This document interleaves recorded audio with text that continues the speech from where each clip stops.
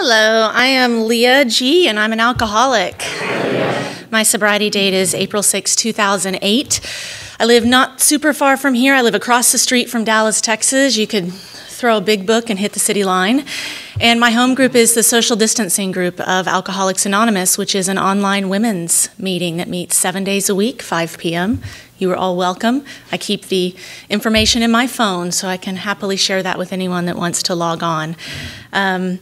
I went to this incredible meeting on Friday night up at Clean Air North, and social distancing group is fabulous. I'm a Cornerstone girl, though, through and through. That's where I got sober, leaned up against one of those pillars, threw up in all the trash cans, the standard, getting sober and crying kind of story.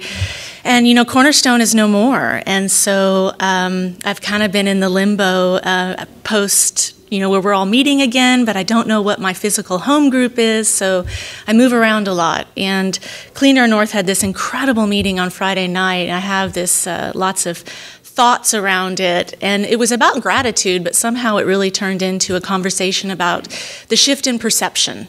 And it made me think immediately of Chuck C. and the idea of a new pair of glasses. And what that has meant for me in Alcoholics Anonymous, to have that shift in perception, to go from chronically thinking that the world was working against me and that my problems had problems, to understanding that actually the world works for me and that my sobriety gives me the opportunity to experience life in a completely different way. I'll give you a spoiler alert. I'm up here, so that means I made it. This story actually has a really happy ending. Today someone married me. It was amazing, and he's a really good guy. And we have a child together who's 7, and he's just a beautiful human. And I have a 23-year-old stepdaughter, which makes me feel old. So I just say my husband's older than me. That's how I like to explain it.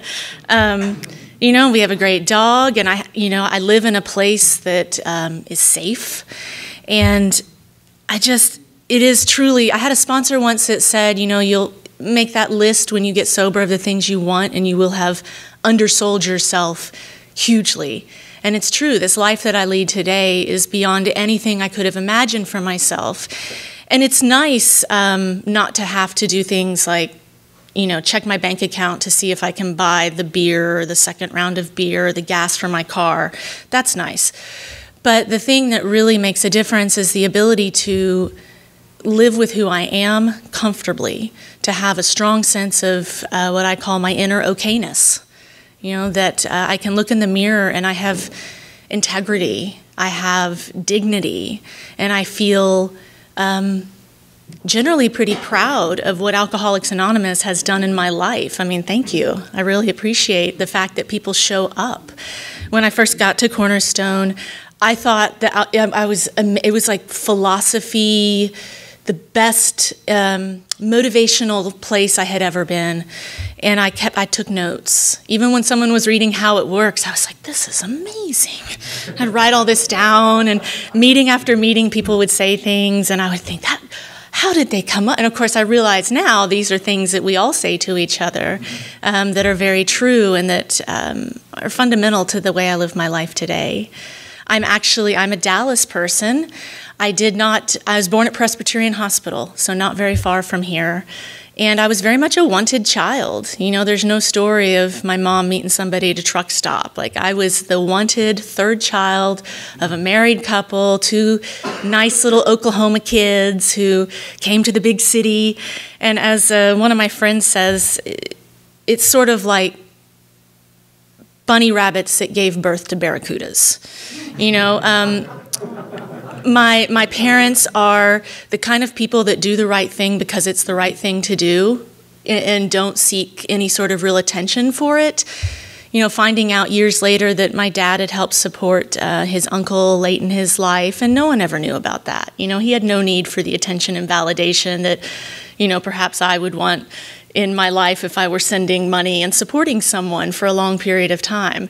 So I really admire my parents in a lot of ways. I really get along well, actually, with both my parents.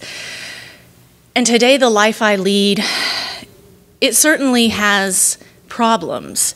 But as I've learned, my problems are not my problem. It's my problem with the problems that's the problem. And so I don't have a problem with my problems so much today. I recognize that life serves things up. And Alcoholics Anonymous gives me the capacity to show up in my own life and to show up in a way where I can be of service to other people and not feel like I am just sucking the life out of those around me. Born in Dallas, I very much had my parents are very well-intentioned people and perhaps not well-equipped, especially not well-equipped to deal with the realities of having children born in my brother and sister, 60s, and me, 70s, in a big city. Very wholesome, but sort of not real clued in to what can happen. My older brother and sister both had a lot of issues with drugs, like robbing the house, pawning things, heroin, burnout spoons kind of things. So I'm young enough that, by the time I came along, my parents were getting pretty hammered by their older children. It was really a hard time. And I was kind of the good kid. And if y'all know anything about good kids, they kind of go under the radar a lot of times because they don't, the squeaky wheel gets the grease. So while my brother and sister were having truancy charges and getting kicked out of public school, which takes some effort, the arrests, the police coming, and we were on vacation because there were parties, and I was just a good kid. My parents put me in private school because my dad was convinced that rock and roll in public schools were really a problem. I was not allowed to have a radio. I had to listen to classical music or music from the, 60s and 50s. And I just, I really wanted to be good. I remember that was a really strong feeling, and I really wanted to be good enough for 3. There was this feeling that if I could do it right, it would make up for the fact that my brother and sister were really not doing it right. And my big takeaway, Nancy Reagan would be proud, because my big takeaway from the 80s was just don't do drugs. Like, I'm not going to shoot heroin. It's fine, Now, I didn't consider marijuana a drug, because but I hated it, I'll say that. But it was something, I kept thinking it would help me drink less. And that didn't at all clue me into the fact that drinking might be a problem for me. I have a weird memory of 4th grade. My boring Oklahoma parents went to bed on New Year's Eve, and I was up alone. Most of my childhood had a lot of loneliness and being alone because the older siblings were gone. Private school meant I didn't know any of the neighborhood kids, so it was me and my Barbies. And I was watching Dick Clark's Rockin' New Year's Eve. And I remember climbing up on the counters looking for alcohol above the microwave. We had one of those giant ranch houses, up in North Dallas, and the kitchen had these really high cabinets, and I was getting up there and I was searching. And I don't know what made me want to do that. I know that I had communion in 4th grade at this private school, and I loved it. I remember biting the chalice a little bit to make it go down because the wine they served was really sweet, which is perfect for children. So I loved it. I loved that feeling, and I was young. And I remember really wanting to be able to drink, and I remember really hating being a child. I loathed being a child. I felt like it was people were condescending. They always assumed I was stupid. They told me what to do. Didn't like that, still don't like that. But it was a really powerless place to be. And I felt a lot of my life with my family being in the situation it was, I felt very powerless. I felt powerless. Something was wrong with my parents, and I thought it was because my brother was dead and they weren't going to tell me. So I started eavesdropping, and it turns out they were just getting a divorce. And I remember the relief I felt. I was like, thank God, it's just a divorce. Everybody's parents got divorced in the 80s. And so I remember when they told me, I already knew because I'd been listening through doors, and my room had a little grate that I could hear directly into the den. And so I knew my brother wasn't dead, and I was really happy about that because he had gone missing a couple times. He had gone to Timberlawn and had run away. I don't know how that works because when I took meetings to Timberlawn, there was like an airlock door, where you hear it click behind you and you're in there. But somehow he got out of Timberlawn, and I was so relieved. And I was relieved when my sister didn't die. I would bring her groceries I went to Ursuline, which is a little Catholic girls' school, so me in my little uniform would go to the Kroger and get her a bag of groceries and go down to her house, and there'd be burnout spoons and, just really a dichotomy between this wholesome, shiny penny life of the private school and the performance, wanting to be good and wanting to be recognized and seen. I mean, not wanting to work for it, that was, that's taken it a little too far. I didn't want to have to really put a huge amount of effort in, but, in high school, a lot of that caught up with me. In Dallas in the 80s, it would have been easier to score a bag of heroin than it was to get alcohol. They were really serious about that ID thing. I had one friend who went down to Vicon Village, if any of you remember, and she got a fake ID. And those were pretty good on the front. The back, said clearly fake ID. But she had a Vicon Village ID, and we made friends with a guy down at the local, 7-Eleven type store right there at Midway and Northwest Highway. And we would go from her palatial house where we could party on one end and her parents would be asleep on the other. And we'd go down there and get booze. And that started at 15. So I finally got my hands on a reasonable amount of alcohol at 15.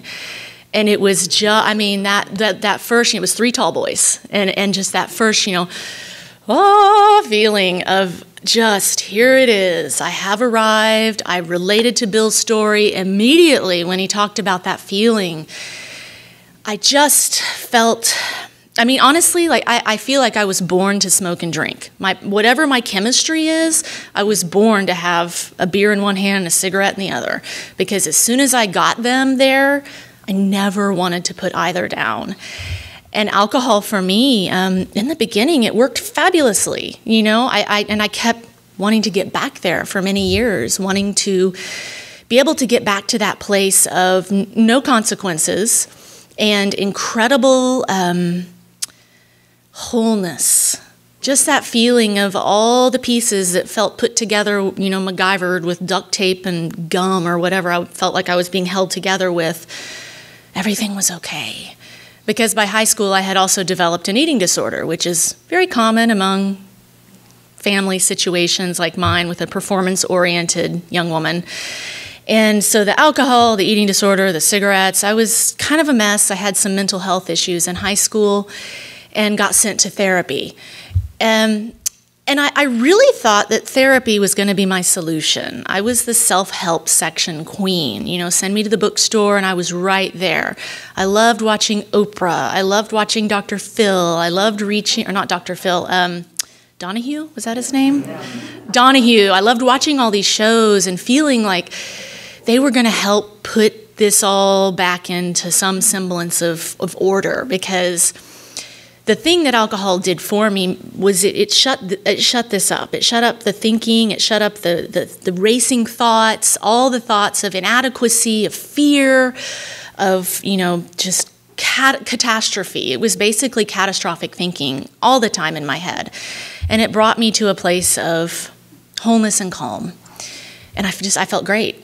And if I still could drink like that, I would not be your speaker today. But alcohol started off as something that I thought was going to save my life, and it ended up being something that almost ended my life. And it took a while to figure that out, to see what was happening, because it's insidious, with the disease that tells you don't have a disease. And I did pretty well in high school. Ursuline, private schools, you got your little go-getters who were scoring above a 4.0. I never could figure out how they did that in those AP classes or something, but I did not. I was in the bottom half of my class, but whatever. At the time I was like, that's fine, I'm going to college. And I kind of wanted to go in-state, but I got a scholarship to a place in Louisiana, in Shreveport. And I would talk to people about why I was choosing to go there. It's going to be it's a small school, and I can really have the opportunity to shine, and I'm going to stop. The drinking age was still 18 in Louisiana. So I can speak honestly today and say, well, of course, that's why I moved to Louisiana, because I could drink. I was 18. I wasn't going to have access to my friend who had her fake ID anymore, and I could not live without alcohol by that point. At 18, I didn't have much access to it, but every time I could, I drank until it was gone or I was passed out. I have never wanted 2 drinks. Never. I often avoided that situation because I knew how uncomfortable it would be to have 2 and have to stop. With my family, with my dad, I should say, he would only serve me 2, and only when I turned 21. He told me it was child abuse for him to serve me alcohol before 21. And he would serve me in the little glasses where it was 4 ounces. So 8 ounces of alcohol isn't going to do jack. All it's going to do is make me want to crawl the walls. So I moved to Louisiana, and within 1 week, I had my bar, Mama Mia's. I had my drinking buddy, Carrie, she's my bar stool buddy. I had my bartender, who had a very heavy hand with his pours. I was set. I was off to the races. It was an interesting time, and immediately I started having pretty serious consequences. And I just thought, this really stinks. I have bad luck. Life is hard. Life sucks. And I never put anything together about alcohol consequences and this growing sense of panic and demoralization, because I kept doing things in my life that were outside of what I would call my moral boundaries.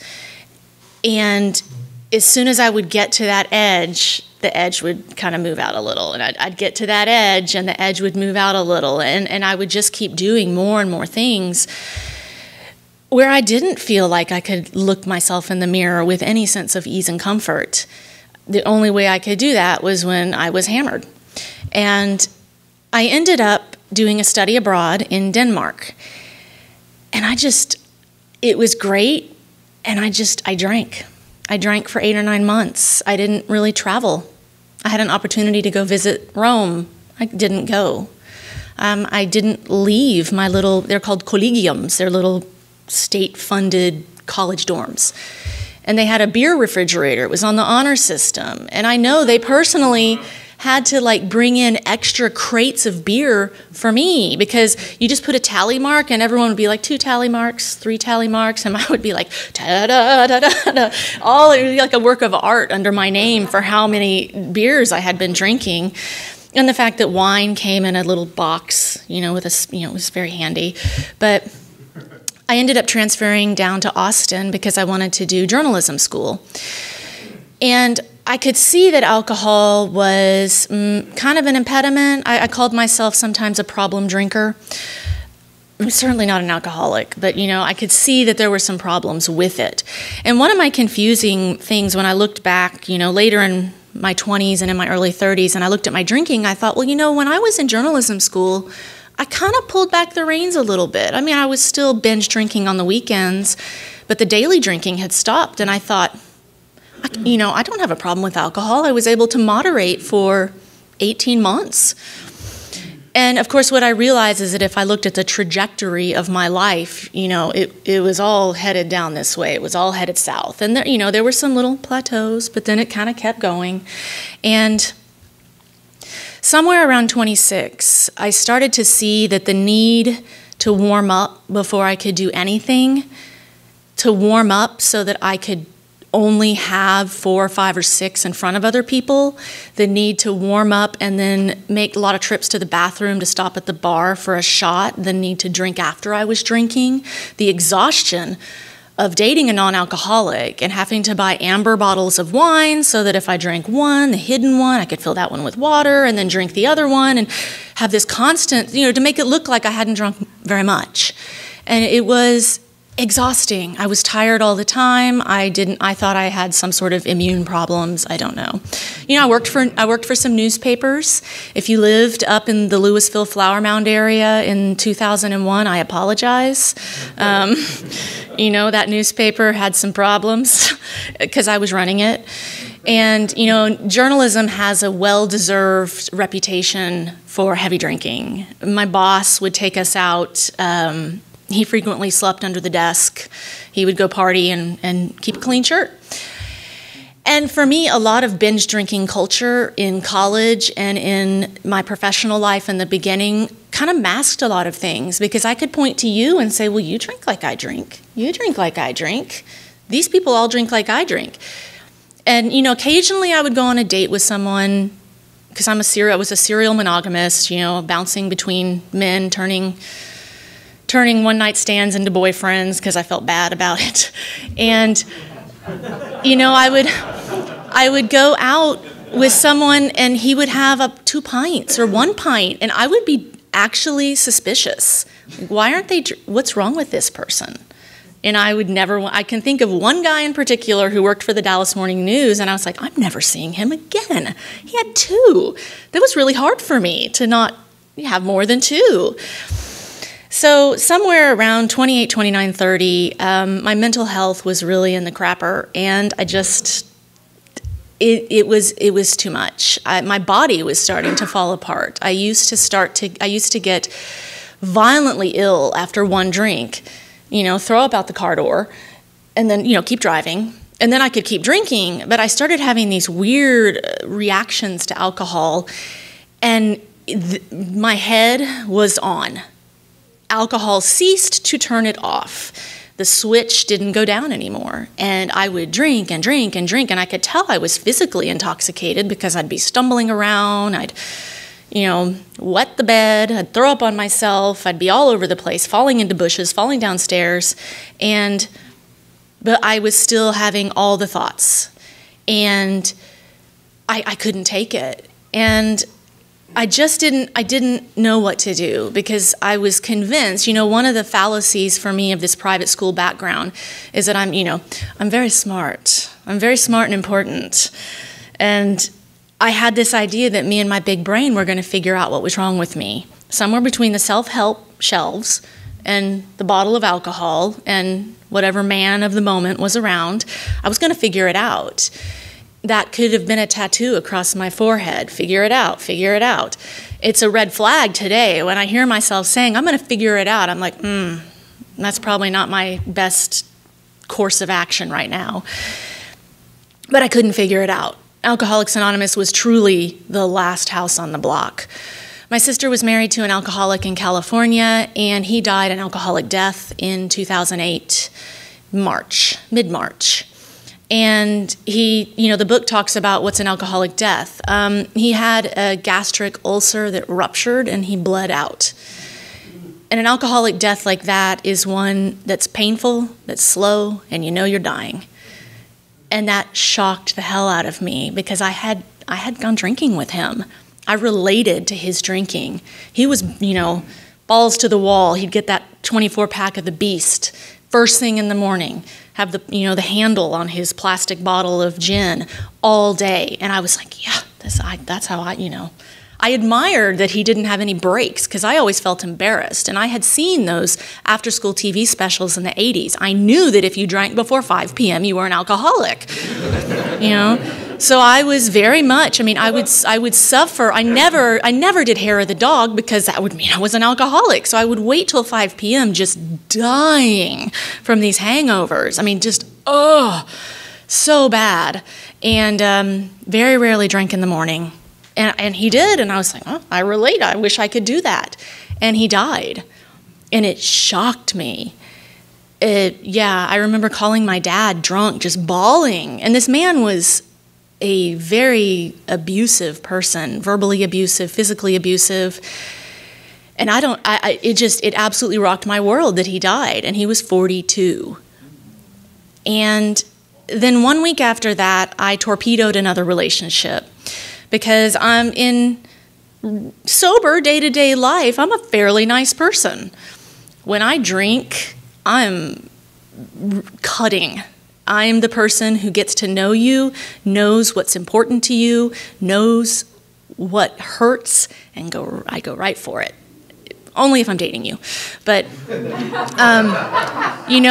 I sought to destroy with my words because I was always so angry that whoever I was with, that he wasn't fixing me.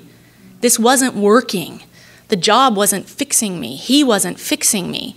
The diet wasn't fixing me. Nothing was working. And I was just enraged by that. When I would drink, I would get so angry. And I would just say the most hideous things. And so I destroyed another relationship with a very nice man that I loved a lot. And then 1 week after that, I hit a place where I was drinking, and I had been on a binge for several days. And I was drinking during the day because I was desperate to shut up my head. And it wasn't working. Nothing was working. And so I called the one person I knew in Alcoholics Anonymous, my friend Dave. He was cool. He was my friend's boyfriend, and he was in a band, and he rode a motorcycle, and he had 3 years of sobriety. I was like, that is a lot of sobriety. And I had sort of stealthily questioned him about Alcoholics Anonymous a couple times, and I thought I was being stealthy at least. And I called him up and I was like, hey, it's Leah. And he said, who? And I said, no, it's Leah, and I have a problem with alcohol. And he said, what? And I was at the Lakewood Beer Cavern, I think it's called, right there at Skillman and Live Oak. I was standing in the cavern, and I had made the decision that night that instead of buying food for my cats, I was going to continue to give them butter. I'd been feeding them butter that day. And I decided instead of cat food, I was going to buy alcohol. And, for all the things I did to humans, the line would get bigger. But to animals, I knew I had this moment of clarity. Honestly, it was in front of the cat food section. I had a moment of clarity, and it was just light bulb clear. You are an alcoholic. Because I even there, I was shocking myself that I can't believe I'm doing this. And so I called Dave, and he said, I'm so honored you would call me. And I thought, he didn't hear me. And he said, can you stay sober tonight? And I was like, hell no. He said, I'm gonna take you to Alcoholics Anonymous tomorrow. And I hung up and completely lost my mind. I bought all the alcohol I could. I went home, and I ended up trying to take my life that night because I figured that I absolutely knew I could not drink anymore, and I absolutely knew I had to drink. I was at that jumping off place, and the book very clearly says many will wish for the end. And I did, and I tried, and I woke up the next morning with the feeling, I've never had that feeling before or since, of absolute desolation. There was nothing there. I felt completely hollow and really shocked that I had tried that, because I had had a lot of suicidal ideation, but I had never actually tried anything. And so fear sobered me a bit, as it says in Bill's story. I went to a brunch that morning where they had $10 bottomless mimosas, and the first miracle of my sobriety was that I just sat there and didn't drink, because I knew I was going to Alcoholics Anonymous that night. And, my sister's forays into NA, which, NA, AA, CA, OA, in my mind it was like 12 steps, they're all the same. My understanding was if you go to a 12-step program, you never drink again. And I think that was part of my terror, because I thought, I did not understand that relapse was even anything that ever happened to anyone. So he picked me up that night, bought me a chili cheese dog. Don't do that. Don't do that. Don't do that when you take someone to their first meeting and they're starting to come off the alcohol. Took me to Cornerstone, and he had asked a woman to come with him. He asked a group of people to take me to my first meeting and to take me to dinner afterward. That woman sat next to me, and when someone held up a chip and said, let me hold this up, does anyone have a symbol of an outward desire of an outward symbol of an inward desire to try our way of life for one 24-hour period? Do you know what that sounds like when you're half drunk and you don't know what's going on? And it's like, wah. So she elbowed me real hard and said, go get it. And so I was, stumbled up there crying. I'd already thrown up, and I got my Desire chip that night. And they took me out to Matt's El Rancho in Lakewood. And this guy, Tom, got a second edition big book out of the trunk of his car. Kind of smelled funny, but he gave it to me. And they talked to me. They said, you're in bad shape, huh? And I was like, yeah, I am. And I felt like the experience of trying to hurt myself and of what had happened in the weeks before, it cracked me open. And there's a great line from Leonard Cohen, that the crack is where the light gets in. I had to be utterly decimated to get to the place where I could hear anything you had to say, because me and my big brain were going to figure it out. And so, that bossy woman, she was really bossy, told me, go home, don't drink, go to bed, call me in the morning. And I almost said, yes, ma'am. But I was like, okay.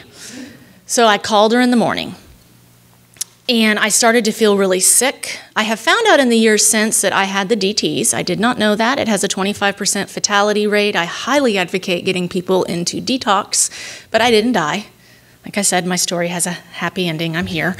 And I kept calling that woman, and I knew I was really a mess and that I needed to clean things up a little. So I made a deal with myself. She kept saying something about 90 meetings in 90 days. And I said, all right, I'm going to give this place 90 days. And if it sucks, I'm out of here, and I'll have more money for drinking. So I, to the best of my ability, did everything that bossy woman said for 90 days. And by about 45, 60 days, I was sold. I mean, I had a corner stand in my shower for holding the beer and the cigarette. I didn't do anything without alcohol in my body. And the first week after I got a little better, I'd be sitting in the shower and I'd be like, this is amazing. I used to drive drunk all the time, and I would be behind the wheel after dark and be like, I'm sober. This is amazing. I'd walk into that meeting and I'd sit down and I'd be sober, and I'd wake up and I'd be sober, and I'd go to the grocery store sober, and I was having anxiety attacks all the time. My hair was on fire. I was calling her. I was crying, and it was awesome. It was awesome. My mental health, it was bad. She immediately was like, you need to go to a psychiatrist. So I did. We do not, what's that line in the big book? Anyway, we accept the help of psychiatrists and doctors. So I did, and I was a hot mess, and I picked up a guy off the back row of Cornerstone, the half measures row, we called it. And we started dating by the time I was 60 days, and I moved in a few months later. And God works in mysterious ways, because that really helped me stay sober. He was for sure part of my higher power for a while, but he was really into AA, and he was really into newcomers. So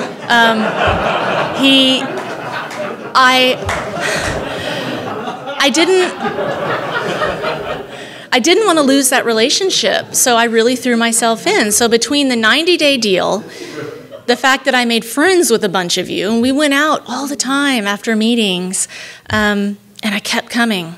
I'd go to noon meeting at Cornerstone. I'd go home and freak out for a few hours. I was a freelance writer, which meant in the past it had meant I couldn't wake up before noon, and I couldn't string together any sort of, it meant I waited tables. But I did have a gig with the Dallas Morning News, and so I would go to the noon, I'd freak out for a few hours, I'd do a little bit of work, and then I'd go to 7:30. I'd come home, I'd cry, and I'd go to bed. Get up the next day, do the same thing. And it was really fabulous. It was both horrible and fabulous, and very hard, and wonderful, and crazy-making, and scary as hell. And I just kept coming back. And I am so grateful that sponsor, that bossy woman, worked straight out of the book. She had me get a big book, the 4th edition, not the 2nd, and she had me reading every day.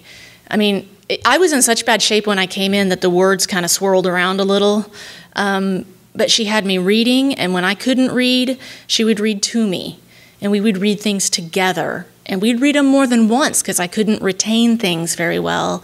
We read the 12 and 12. She had me read Living Sober. She had me I ate a 7-pound bag of Tootsie Roll products in 3 weeks. When I came in, she said, get some chocolate, get something, keep it on hand. And she held my hand through all of this. And people in Cornerstone held my hand, and they took me places like a little dog. And, you know, I think I got sober on a Sunday night, and on either Wednesday or Thursday, the classic call came, get in the car. And she said, we're going to go up to a treatment center in Princeton, Texas. Today it's called Karen. And I did not want to go. And I said, I can't do that. You know, I have nothing. I have like 3 days sober. And she said, you get in the car because to the person with 2 days sober, you have something to offer. She said, you have hope. And so very embarrassed, I went up there, and we celebrated some kid's 16th birthday. He was in treatment. And she told me the next day that he had died by suicide that night. And it made a huge impression on me because I realized that I had tried that Saturday night. And I saw very starkly, you know, alcohol kills people. Alcoholism kills people. And I got lucky. You know, I am not here because I deserve sobriety. I'm here through grace and Alcoholics Anonymous. And I have kept showing up for AA. I mean, that's really, don't drink and don't die. I said that to a sponsee a few days ago because she's really having a hard time. And I remember that being said to me, like, sometimes it comes down to that. Don't drink and don't die. Get your butt in a meeting, go to bed, go to bed. That is a surprisingly good piece of advice. Just go to bed, dude. Go to bed. Eat a hamburger, go to bed. It'll feel different in the morning. And the fact that I had to learn about, you know, feelings are not necessarily facts. And I can feel like I want to drink and not drink. What a revelation. I can feel like I want to hurt myself or hurt someone else and not do it. I mean, I was so dominated by emotion and feeling and needing to do exactly what I wanted to do at all times. And AA kind of helped me grow up a little bit. You know, I learned a lot. We used to say at Cornerstone, through osmosis, just put your ass in the chair. You know? And so I began to learn that the problem was not my problem.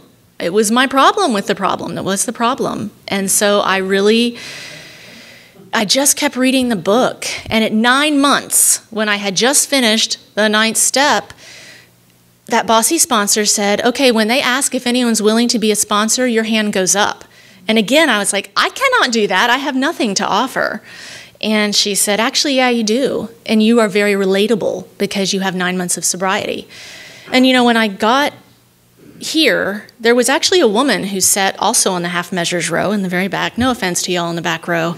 That's only what we called it at Cornerstone because it was kind of off to the side. But so she sat on the back row, and she was not even really that nice. And that meant something to me because I thought I had to get good. When I came in here, I had that old idea of, oh, now I have to become for real good, good enough, good enough, good enough. And she was not really particularly nice, and neither was my sponsor. And that really helped me. But that woman on the back row had 9 months when I came in. And, you know, when so-and-so would say, you know, by the grace of God, I've been sober since 1872 or whatever, because that's what it sounded like, you know. It sounded, they might as well have said 1872 because it was just whoosh, right over my head. I could not wrap my head around any of this. I mean, I really believed you. I was graced with belief. I didn't think anyone was lying. I just couldn't believe it, like wrap my head around it. And I could wrap my head around 9 months. And so I thought, okay, she's not nice and she's sober. Okay, maybe I can do this too. And I just kept coming back, and I didn't try to hurt myself again. And sobriety has been this incredible journey. I've repeatedly done the steps with different people. That's been really enjoyable, actually. For the first 5 years, I did the steps every year with a different woman. At one point, I had a male sponsor. I've had all sorts of different people in my life who have been influences. And I think one of the coolest things about this place is that, you know, I feel like I tended to stick with my tribe, people like me. And I come here and I hear someone who has a completely different life story and background and view of the world. I don't know what they do for a living. I don't know their politics. I don't know their religion. I don't know much about them at all. But I can relate because they're an alcoholic and they speak my language. And my sponsor worked out of the book, and she took me through those steps. You know, we started with step 1, which was honestly not that hard for me to do because step 1, I was just decimated. But in step 2, you know, we began to examine this idea of a higher power I had, which was essentially a book on a shelf. I'd studied religion. I mean, that was as far as I got. And so she really encouraged me that it could be anything, anything. And, you know, I had a sponsee once say, well, you know, this isn't like eHarmony. You can't just make up what you want. And I said, you know, actually all it takes is the ability to find something that has power, because lack of power was my dilemma. And as we moved through the steps, you know, I began to find that esteemable acts build self-esteem. Because I came in here telling Dave, I need some self-esteem, because I really thought that was my problem. And the problem was I, you know, am an alcoholic. And I almost destroyed my life, and I got it back in these rooms. And it hasn't at all been rosy glow. I mean, when I was pregnant with my son, I got severely depressed. I mean, depressed like, I lost my job when I was pregnant, and I just stayed in bed for about 3 months, crying, and it was one of the worst depressions I've ever had. But even in the middle of that, even in the middle of the isolation and the depression and the sadness, not asking for help, I had hope, because I knew I would never again stand in my living room drinking out of a takeout Payway soup container full of Diet Dr. Pepper and whiskey. Like that memory, holding my nose to do it, like that is such a fabulous memory. I want to get a tattoo actually of the Payway soup takeout container, because that's a bottom right there, you know, that feeling of being enslaved to alcohol. And even in the worst depressions in these times, you know, really some difficult stuff that was, you know, a lot of my own making,